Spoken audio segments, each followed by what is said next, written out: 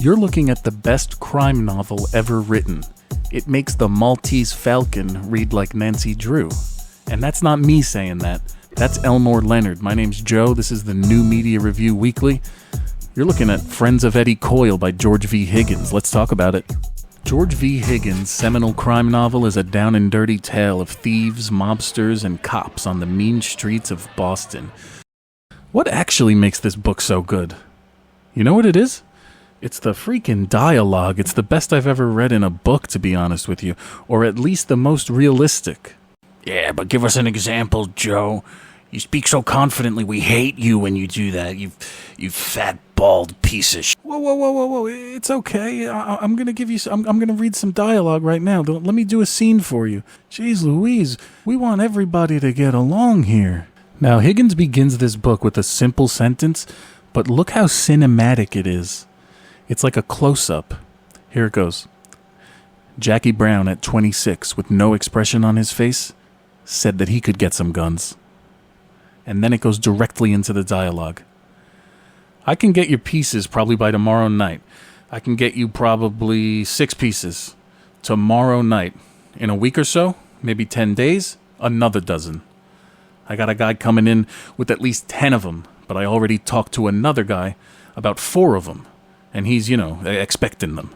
He's got something to do. So 6 tomorrow night, another dozen in a week. The stocky man sat across from Jackie Brown and allowed his coffee to grow cold. I don't know as I like that, he said. I don't know as I like buying stuff from the same lot as somebody else. Like, I don't know, what's he gonna do with them, If it was to cause trouble for my people on account of somebody else having some from the same lot, well, it could cause trouble for me too. I understand. You don't understand the way I understand, the stocky man said. I got certain responsibilities. Look, I tell you I understand. Did you get my name or didn't you? I got your name. Well, all right. No, all right, nothing. I wish I had a nickel for every time I got. That all was all right. I wished I did. Look at this. Your hand? I hope you look closer at guns than you look at the hand, the stocky man said. Look at your own goddamned hand. Jackie Brown extended the fingers of his left hand. Yeah, he said. Count your knuckles, the stocky man said. All of them? Ah, Christ. Count as many of them as you want. I got 4 more. 1 on each finger. Know how I got these? I bought some stuff from a man that I had his name, and it got traced. And the man I bought it for, he went to MCI Walpole for 15 to 25. Still in there, but he had some friends. I got an extra set of knuckles, shut my hand in a drawer. Then one of them stomped the drawer shut. Hurt like a bastard. You got no idea how it hurt. Jesus, Jackie said. Now you have to remember, George Higgins was writing this in 1970. Even before 1970, obviously, because it came out in 70. This type of stuff wasn't coming out at the time. This is definitely a first-of-its-kind type of a situation. How was it possible that George Higgins had the insight to write dialogue like that and make it so realistic? Now, George V. Higgins, he was born in Brockton, Massachusetts, grew up in Rockland, not far from Boston.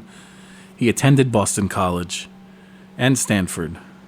He got major degrees to the point where he became a deputy assistant attorney general in Boston for the Commonwealth, as they say in The Departed.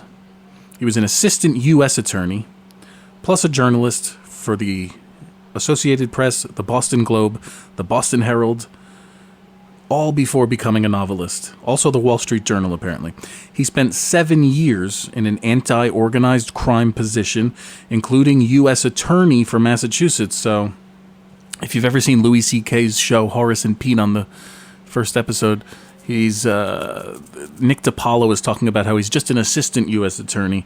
It's not very impressive. Well, Higgins was the real deal. He made it all the way. And in 1973, he entered private practice as a lawyer. At the same time, they're making a movie based on this book, Friends of Eddie Coyle. So this is a big shot. I mean, this is the type of guy that I admire. A real writer who lived life and had a lot of great experience to write with before he actually set pen to paper. In terms of fiction writing. Obviously did a lot of nonfiction practice writing, so to speak, before committing to this novel. And you know what? A wise man once said that reading and writing are the highest forms of communication among intellectuals. So don't you want to communicate with a high level of intellect? That can't be a bad thing. I'm saying I would love for you guys to read this book. It's actually a short read, and like you heard, it's kind of like Pulp Fiction meets The Departed meets Twin Peaks or something. I mean, if you love movies, you're going to love this book. And if you love books, this is going to be one of your favorites. If you know who Elmore Leonard is, then you know it's a big deal that he said that this is the best crime novel ever written.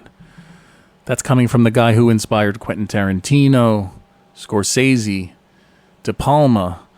All the greats in crime, film, were inspired by Elmore Leonard, who was inspired by George V. Higgins as well. And let me tell you, if you like The Departed, you're going to love this too. This is a Boston book, and I can tell you that it definitely has a vibe that you need to experience if you haven't. If you watch Boston crime movies, which a Boston crime noir is apparently, because of the Friends of Eddie Coyle, a genre of film. I was actually telling my buddy the other day to check out this movie with Brad Pitt and James Gandolfini, Killing Them Softly, which is inspired by another George V. Higgins book, which I'll insert here. So this guy has huge influence over the world. Literally, over the world. I mean, not many people have this much influence in life, so I have to say that it's like a global thing, because people all over the world love those films. Not just the 1973 version of Friends of Eddie Coyle, which I think is not quite as popular as this book, but also what it spawned. You know, Scorsese movies, everything I just mentioned. I'm not going to repeat myself. And guys, I'm not here to prove anything today. I wanted to talk to my audience about something I'm interested in, so share it with them. Isn't that a weird concept? Obviously, we have a lot of eyes wide shut film content on the channel as well. People are getting upset about it. It's a lot of fun in the comments. I like the happy comments mostly. I don't want to talk about how I'm eating cookies and stuff like that. People go crazy. They get really insulted if you tell them something about that movie. So I guess as a response to that, in a way, because I'm having a peaceful week this week, I wanted to make a nice little video about The Friends of Eddie Coyle by George V. Higgins. If you don't read this book, you're out of your friggin' mind. I'm Joe. This is the New Media Review Weekly. Have a great rest of your day. Thanks, everybody.